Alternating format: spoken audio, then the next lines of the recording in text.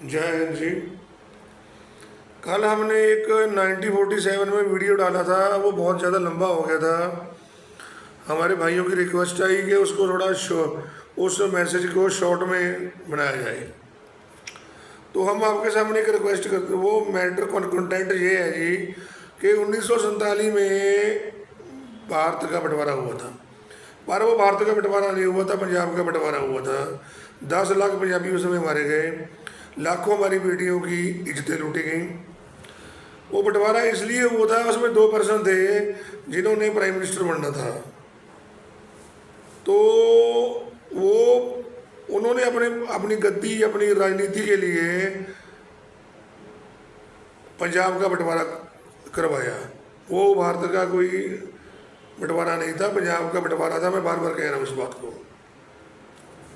आप इस बात के लिए थोड़ा दिमाग से सोचो कि आज़ादी की लड़ाई लड़ी, आज़ादी की जंग लड़ी, हिंदू सिख मुसलमानों ने सभी ने लड़ी, सिखों ने सबसे ज़्यादा योगदान दिया, जंग जीते। जंग जीतने के बाद ऐसी कौन सी मजबूरी थी कि हमें अपने देश का बंटवारा करना पड़ा।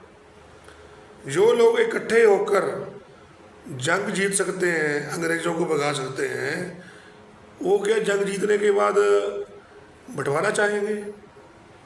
ये एक बहुत बड़ा सवाल है कि वो मान लीजिए कोई गांव हो, उसमें लोग मेहनत करें, अपने गांव को मुक्त कराएं, मुक्त कराने के बाद वो खुशियाँ मनाने की बजाय बंटवारा चाहेंगे, एक दूसरे को मारेंगे, काटेंगे, एक दूसरे की बहनों की इज्जत लूटे। नो नो नो, ये एक पॉलिटिकली चाल थी अपने आप को, अपनी सत्ता कायम करने के लिए।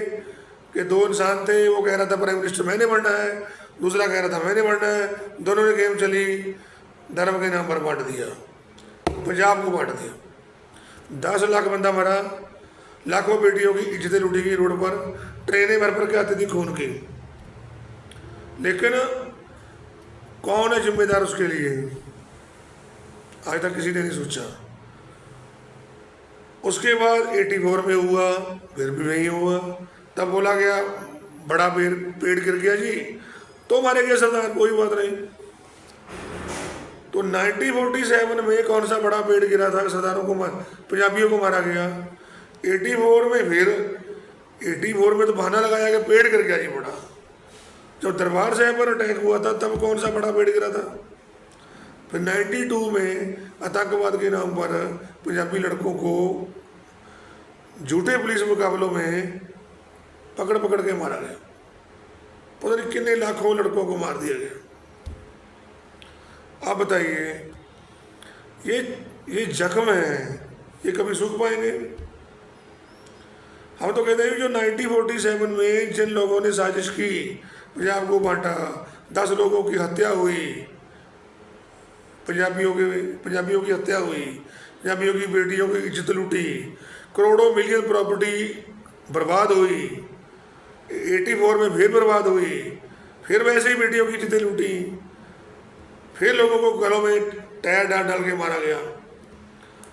तो ये मैं कह रहा हूँ कि ये जख्म कभी नहीं सूखेंगे। और बार बार सरदारों ने पंजाब में उनकी सरकार बनाई, वाह जी वाह। तो इसलिए आपको ये हम्बली रिक्वेस्ट करते हैं कि ये जख्म कभी नहीं सूखेंगे, ना 47 के, ना 84 के, ना 92 के, ना दरबार साहब अटैक के। हम किसी पार्टी को बिलोंग नहीं करते, ना ही किसी लीडर को बिलोंग करते हैं, ना ही किसी ने हमें बोला है भी हम ये वीडियो बनाएं। हम Punjabi, we are belong to the Punjab. Punjab हमारी जन्मभूमि है, हमारी मदरलैंड है। तो उस माँ का खिलवाड़ हुआ, उसका दर्द है हमारे दिल में। तो हमने ये वीडियो बनाया, कल भी बनाया था, वो पूरा रिकॉर्ड में है, लाखों लोगों ने पसंद किया उसको। उन्हीं लोगों ने बोला कि थोड़ा शॉर्ट में बना दो ये मैसेज, तो इसलिए हमने आपको बनाया। तो एक बात आप सोचो, 1947, इन 1984, 1992 आफ्टर दरबार साहब, लाखों लोगों को, पंजाबियों को काटा गया, मारा गया, बेटियों की इज्जतें लूटी गई। क्या गुनाह था हमारा भाई? एग्रीकल्चर में हमने नंबर 1 किया, हर चीज़ में पंजाबी नंबर 1, बॉम्बे की फिल्म इंडस्ट्री में नंबर 1। तो इसलिए ये बहुत बड़ा गुनाह है जी, ये हुआ।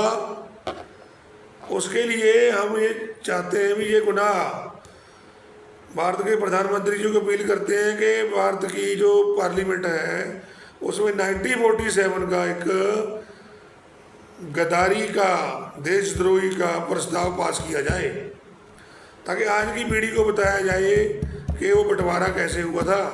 जो हमारे डायरेक्टर्स हैं फिल्म इंडस्ट्री के, उनको भी मैं बोलता हूँ कि ऐसी फिल्में तैयार करो ताकि लोगों के सामने सच्चाई आए। और यही हमारी रिक्वेस्ट है।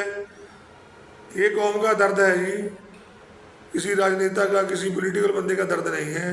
ये दर्द हमारी पंजाबी कौम कभी नहीं भूल पाएगी। वाहिगुरू जी का खालसा, वाहिगुरू जी की